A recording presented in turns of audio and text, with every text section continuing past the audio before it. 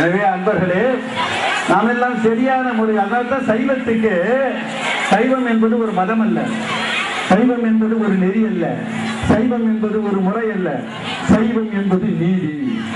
மேன்மைகள் சைவ நீதி விளங்குக உலகம் எல்லாம் என்று சொன்னார்கள். நமது செல்வராஜ் அண்ணாக்கெல்லாம் தெரியும். அப்படிப்பட்ட ஒரு நீதியிலே நாம் சென்று கொண்டு இருக்கிறோம். இந்த நீதி நாம் நிம்மதியோடு நெறியோடு முறையோடு செல்வோம் என்று சொன்னால் கேட்டது கிடைக்கும். எதை கேட்டாலும் சரி கிடைக்கும்.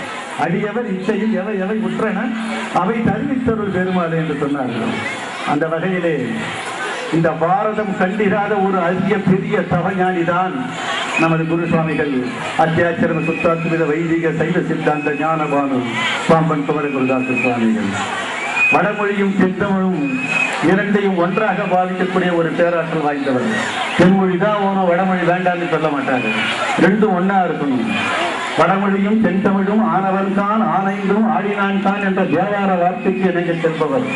அப்படிப்பட்ட ஒரு அருளாளர், பரம்பொருளை தான் கண்டதோடு மட்டுமல்லாமல் எல்லாருக்கும் காண்பிக்கக்கூடிய ஒரு அரிய நெறியிலே 6666 பாடல்களில் எல்லா நேர்த்திக்கும் சொல்லறிய சென்மயமா சொல்லவுள்ள பூரணமா வல்லவனை நான் தோடி வாழ்வேனோ பொன்மையிலே வேற முதலா விளங்கும் அருள் இறையும் காரத்தணிக்க வர காண்பேனோ பொன்மையிலே ஒருவருவம் என்னும் உலகமும் எல்லா ஒருவரதே குடியனி உயிரேனோ பெண்மையிலே பேரூர் பிறப்பு நசை பெற்றார் பிறந்தார் தாகமும் இல்லாதவனை சார்வேனோ பொன்மையிலே மற்ற அருள் வல்லல் எனவே இருந்தும் கட்டுப்படாதவனை சார்வேனோ பொன்மையிலே ஏசற்ற குமரகுரு தாசர்க்கு அருள்பவனை, குமரகுரு தாசர்க்கு அருள்பவனை அழகா சொல்வார். அப்படிப்பட்ட ஒரு அரிய பாடல் நிறைய இருக்கு சாமியோட பாடல். முடிவன் என நினை முனிவர் முனியாத நின்னையவர் முனிவன் என சொல்ல தகுமோ மற்றவர்கள் இருடி என மொழிவர் நீரு இல்லை முகட்டு எழும் தீயும் இல்லை கனிவுடன் மகரிஷி எனச் சொல்லுவர் எந்த நீ காணறிய தந்தை ரிஷிகான் கருணை மிகு நின்னுரு காணுபவர் கிழவன் என கூறுதல் முறையாயினும் தனி அருள் குமரகுரு தாசன் என பெயர் பெற்று சீர்த்தி பெற்றே திகழ்ந்தாய் சாமினை மீண்டதால் சாமி என பெயர் பெற்று சங்கநாதம் செய்தனை மனிதயர் மயக்கவரு முனிவனே புனிதனே வருகவே வருக வருக வளர்குமர குருதாச சுவாமியே ஞானியே வருகவே வருக வருக. சுவாமிகள் தவம் தொடங்கிய நாளிலே ஒரு அரிய பெரிய விழாவை இந்த மண்ணுலகத்து மக்கள் எல்லாம் கண்டுகளிக்க வேண்டும் என்பதற்காக இந்த இடத்திலே இந்த நிர்வாகத்தினர் தொடர்ந்து ஒரு இடத்துல 4 பேரை கூட்டுறதுன்னா ஒரு பெரிய விஷயம். 4 பேர் சேர்ந்தா நம்ம ஆளுக்கு டிஃபரன்ஸ் ஆஃப் ஒப்பீனியன் வந்துடும். சீர்காழி கோவிந்தராஜன் அழகா ஒரு இடத்துல பாடுவார். 2 மனிதர் சேர்ந்த போது எண்ணம் வேறாகும் எத்தனை கோவில் இருந்த போதும் இறைவன் ஒன்றாகும்.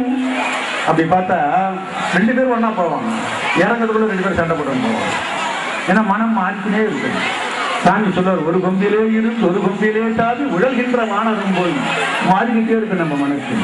அந்த மனதை ஒருநெறிப்படுத்தி பெருமானது பாதையிலே பெருமானது நெறியிலே அருளாளர்கள் நெறியிலே நாம் சென்றோம் என்று சொன்னால் எதுக்காக இந்த ஜென்மம் எடுத்தோமோ அந்த ஜென்மம் வந்த வேலையை விட்டுட்டு பந்தக்காலை பிடிக்கிறான்னு ஒரு பழமொழி உண்டு.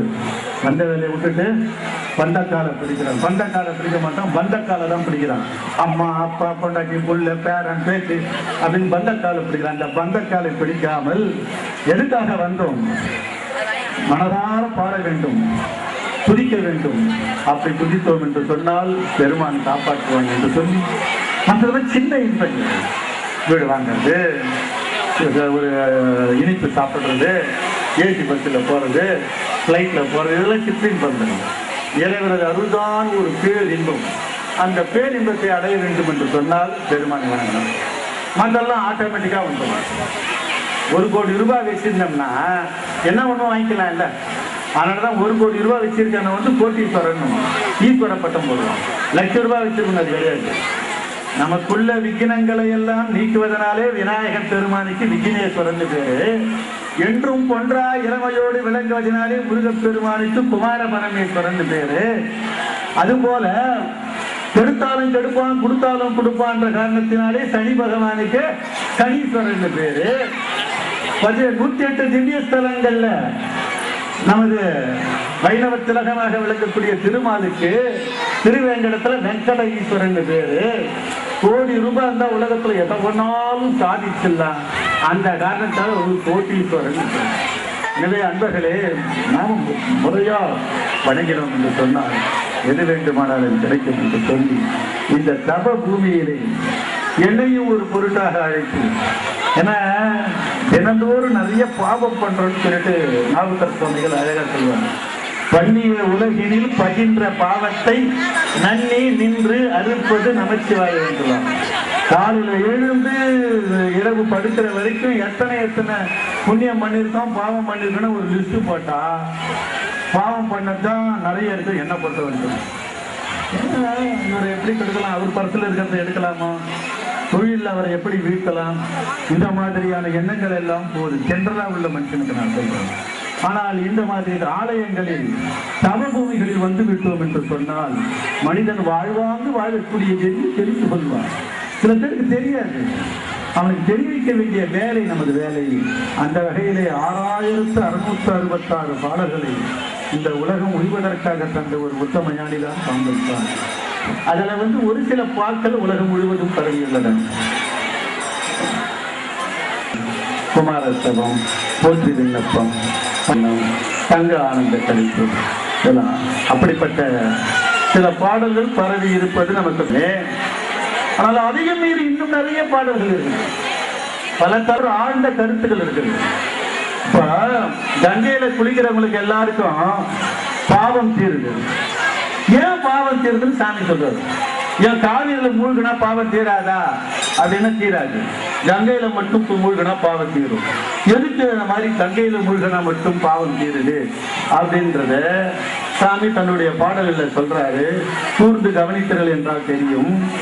கங்கையில் நீ வந்ததனால் அன்றோ கங்கைதனில் படிவார்த்தி எல்லாம் பொங்கு கரை போற்றி நரும் புனிதம் அளித்திடும் புண்ணியத்தை அடைந்தால் என வேலையா உன்னை மறுபுகின்ற பொங்கவர்கள் அறைகின்றார் எனில் எனது உள்ளுரு மகிமையை புகழ்வார் யாரே. ஏன் கங்கையில மூழ்கனா பாவம் போவன்னா, கங்கையில தான் நீ வந்து அதனால போவன்னா, கங்கையில முருக பெருமான் சொல்றீங்க. கங்கையில் நீ வந்ததனால் அன்றோ அங்கங்கை தனில் படிவார்த்தி எல்லாம் பொங்கு கரை போக்கி நரும் புனிதம் அளித்திடும் புண்ணியத்தை அடைந்தால் என வேலையா உன்னை மறுவுகின்ற புங்கவர்கள் அறைகின்றார் எனில் எனது உள்ளுரு மகிமையை புகழ்வார் யாரே. அப்படி சாமியோட ஒவ்வொரு பதிகத்தும் படிக்கும் போது ஒரு புது புது அர்த்தம் வரும். அப்படிப்பட்ட ஒரு அருமையான பணுவல்களை எல்லாம் பரப்புவதற்காகத்தான் நாங்கள் பாம்பன் சாமிகள் என்ற ஒரு திருநாமம் தாங்கிய புத்தகத்தை மாதந்தோறும் சாமிகளுடைய பாடல் மட்டுமல்லாமல் பல்வேறு சைவ ஆலயங்களில் புதுப்பிக்கக்கூடிய ஒரு எண்ணத்திலே அந்த மாத பத்திரிகையை மிகுந்த சிரமத்தோடு தான் நடத்தி கொண்டிருக்கிறோம். ஆனால் சாமியோட முழு ஆசீர்வாதம். ஏன்னா சுவாமி அந்தந்த நேரத்தில் என்னென்ன மாதிரி எப்படி பண்ணுவோம் கரெக்டா 12 ஹவர்ல அழகா முடிச்சு கொடுப்பாங்க. 11:55 வரைக்கும் என்ன நடக்க போகுதுன்னு தெரியாது நமக்கு. 12 மணிக்கு அழகா சுபிட்சமா சீரா சிறப்பான முறையில எல்லோரும் போற்றி கௌரவிக்கக்கூடிய வகையிலே பண்ணுவார். அந்த வகையிலே இந்த எளியனையும் ஒரு பொருட்டாக சாமி தான் அழைச்சாரு நான் சொல்லுவேன். ஏன்னா எவ்வளவு நாள் முயற்சி பண்ண நான் வர முடியல. நம்ம துபாயில் வாழக்கூடிய அன்பர் கருணாநிதி என்றே கருணை கொண்டு நான் இங்க வந்து நான் ஒன்றும் பெரிய படித்த பண்டிதன் அல்ல, சாமிகள் மேல முழுமையான முறையில் ஈடுபாடு கொண்டு நமது செல்வராஜ ஐயா மாதிரியோ நமது முனியராஜ ஐயா மாதிரியோ பாராயணம் செய்பவனும் அல்ல. சாமி பாடலை பரப்ப வேண்டும் என்ற எண்ணத்திலே திரிகின்ற எத்தனையோ தொண்டர்களில் நான் ஒரு தொண்டாகிறேன். என்னையும் ஒரு பொருட்டாக கருதி ஐயா கருணாநிதியும் அவர்களது தந்தையாரும் தேர்ந்து எடுத்த ஒரு முயற்சியின் காரணமாக இந்த நிர்வாகி இவரை பார்க்கறதுக்கு நான் என்ன தவறு செய்வேன். ஏன்னா அவரை பார்த்த உடனே எனக்கு ஒரு மின்னல் அடிச்ச மாதிரி ஒரு என்னால் தோணுது. ஏன்னா சுவாமிகள் வழி வந்தவரை ஒருத்தரை பார்க்கறேன்னா சாமி சொல்லுவாரு, தேம்பருகு சந்த மன்னர் தேடியிட மார்கமின்றி சாம்பாலிட்டு மையல் தந்த சாமி எங்கே பொன்மையிலே. அப்படி முருகப்பெருமானே வந்து திருநீர் பூசப்பட்ட குழந்தையின் வாரிசாக உள்ளவர் ஐயா பூபதி அவர்கள். அதுக்கு நாம் எல்லாம் அவரை பார்க்க பணிய பழக பெரிய தவம் செய்திருக்கோம். அந்த வகையிலே அவர் எண்ணிய எண்ணம் ஈடேற பண்ணிய புண்ணியம் பலிக்க இந்த பகுதி மக்கள் எல்லாம் அவரோடு இணைந்து இந்த ஆலயத்தை ஒரு மாபெரும் மலை கைலாயத்துக்கு மேலான ஒரு தலம் நிச்சயமா எந்த இடத்துல வேணாலும் வந்து சொல்லுவேன். ஏன்னா சாமி சொல்றாரு, தமருகத்தை மூவிலையை எதிர்ப்பிலையை பிடித்தது சயமா தேவன் அமர் கையிலை பதி அமர்த்து அப்படின்னு. அப்படி முருகப்பெருமான் அமர்ந்துள்ள இடமெல்லாம் கையிலை.